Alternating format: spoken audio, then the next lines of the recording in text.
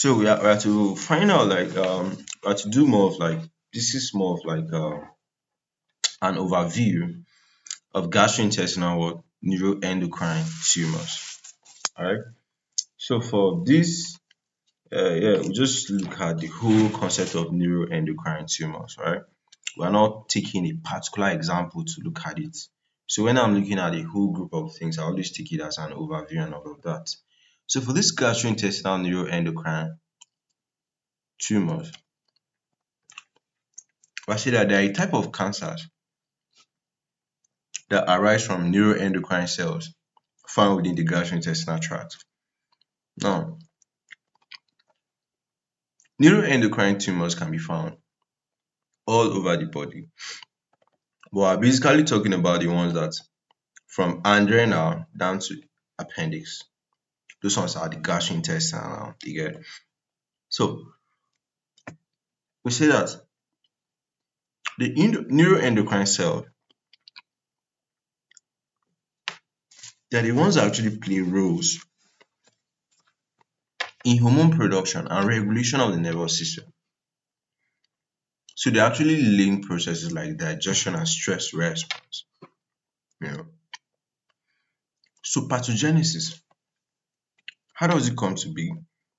So that the gastrointestinal neuroendocrine tumors can form throughout the gastrointestinal tract, including the stomach, small intestine, the appendix, the colon, the rectum, and all of that. You know what I'm saying?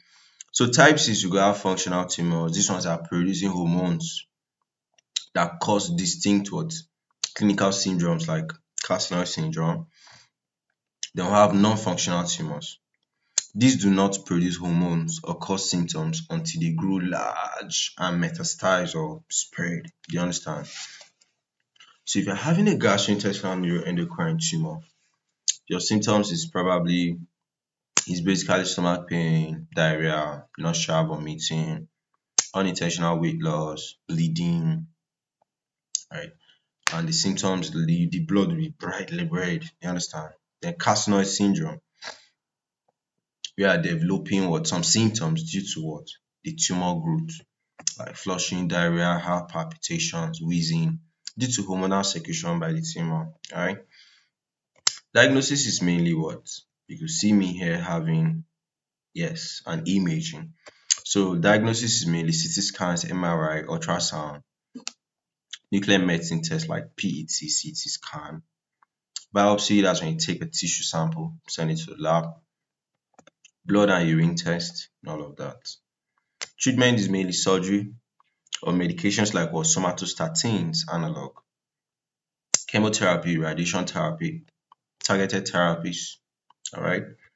So I have a summary here from my lecture. He said that gastrointestinal neuroendocrine tumors may be endocrine pancreatic tumors or carcinoid tumors arising from the enterochromaffin cells that occur throughout the gastrointestinal tract. And approximately two-thirds of the patients with tumors from pancreatic islet cells present with excessive hormone production.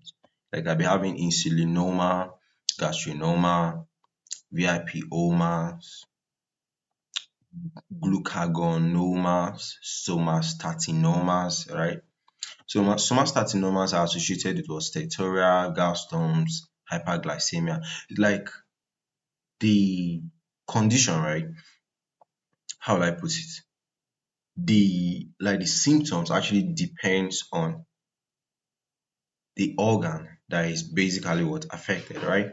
So all these different types of omas, if you want to watch videos on all of them and basically have an in-depth knowledge of how they affect the body, you simply comment and I'll bring the video link to you. All right.